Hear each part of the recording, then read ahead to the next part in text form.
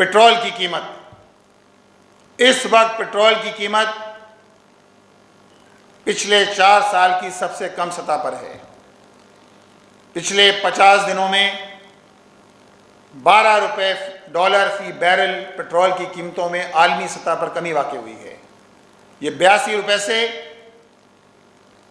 $82 से कम होकर खाम तेल की कीमत $69.3 पर आ गई है।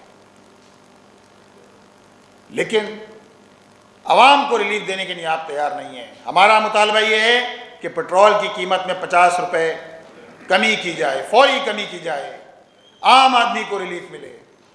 वो सड़कें जिनके बनाने का 6 महीने पहले वादा किया गया कि 1 महीने में सारी सड़कें बन जाएंगी, सड़कें मोटरेबल हो जाएंगी, आज भी डाखाने से लेकर 3 हट्टी और 3 हट्टी से लेकर गुरु मंदिर की सड़क आप देख लीजिए। जहांगीर रोड तो मुर्तज़ा वहाब साहब आपका पीछा नहीं छोड़ेगी। ये सड़क पिछले 2-2.5 साल में 4 मरतबा टूट चुकी है, करोड़ों रुपए खर्च हो गए, फिर वही हाल है। लोग घंटे घंटे फंसे रहते हैं, ट्रैफिक जाम, कोई पुरसाने हाल नहीं है। स्ट्रीट क्राइम्स 2 महीनों में आप बड़े फख्र के साथ कह रहे हैं कि स्ट्रीट क्राइम की शरह में कमी आ गई है।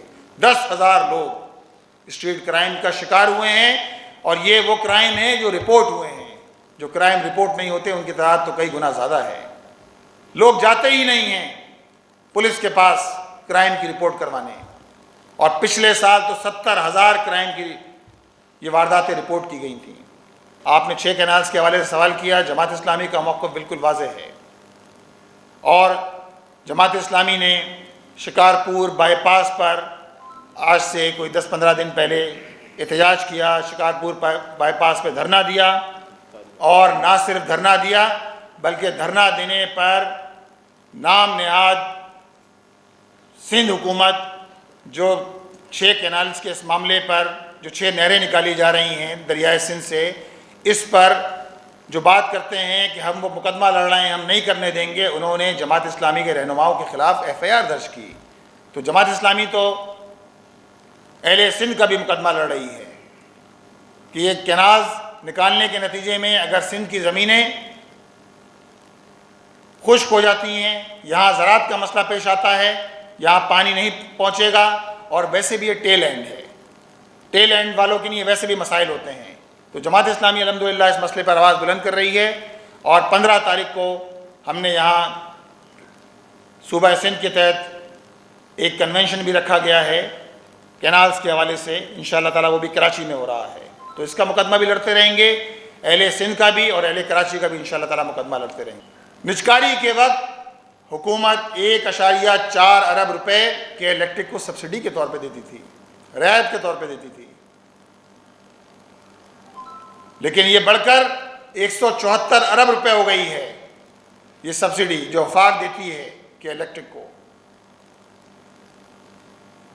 आप अंदाज़ा लगा सकते हैं TND लॉसेस के इलेक्ट्रिक के आज भी सरकारी डिस्कोसेस के मुकाबले में सबसे ज़्यादा हैं, डबल फिगर में हैं।